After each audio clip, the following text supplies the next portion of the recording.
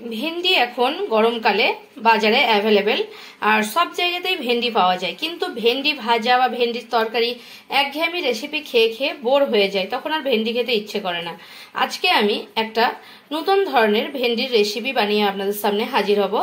আর এটা দেখবেন একবার খেলে আপনাদের সবকিছু ভেন্ডির যে কোনো রেসিপি ভুলে যাবেন। গরম ভাতের সঙ্গে এটা খেতে খুব ভালো লাগে।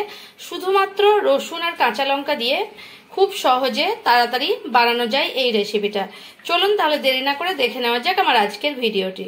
ভেন্ডির এই রেসিপিটা বানানোর জন্য কয়েকটা ভেন্ডি আমি কেটে নিয়েছি, ধুয়ে তারপর অর্ধেক করে কেটে নিয়েছি। আর রসুনের পরিমাণটা একটু বেশি লাগে এই রেসিপিটাতে। রসুনটা নিয়ে নিয়েছি অনেকটাই, দেখতে পাচ্ছেন। আর নিয়ে নিয়েছি 4টা কাঁচা লঙ্কা।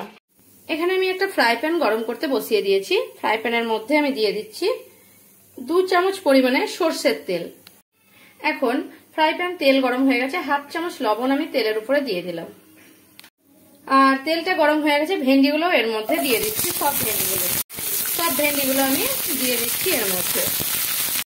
এখন মিডিয়াম ফ্লেমে রেখে ভেন্ডিগুলো ঢাকা দিয়ে দিয়ে আমি ভেন্ডিগুলোকে ভাজতে থাকবো যতক্ষণ না ভেন্ডিটা ভালোভাবে একটু ফ্রাইয়ের মতো হবে, একটু ভাজা ভাজা হবে, একটু সেদ্ধ হয়ে যাবে, ততক্ষণ লো টু মিডিয়াম ফ্লেমে রেখে এটাকে ঢাকা দিয়ে দিয়ে করতে থাকবো।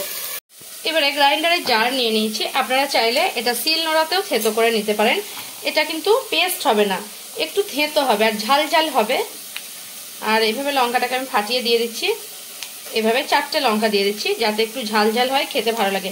জাস্ট একবার ঘোরাবো আমি এই গ্রাইন্ডারে এটা লাগিয়ে, একবার বন্ধ করব, একবার জাস্ট ঘোরাবো, তাহলে কিন্তু থেতোর মতো হয়ে যাবে। দেখুন আপনাদের দেখাচ্ছি, একদম থেতোর মতো হয়ে গেছে। আপনারা চাইলে কিন্তু শিলনোড়াতেও থেতো করে নিতে পারেন। এখন 5 মিনিট পরে আমি ভেন্ডিটাকে একবার তুলে দেখাচ্ছি।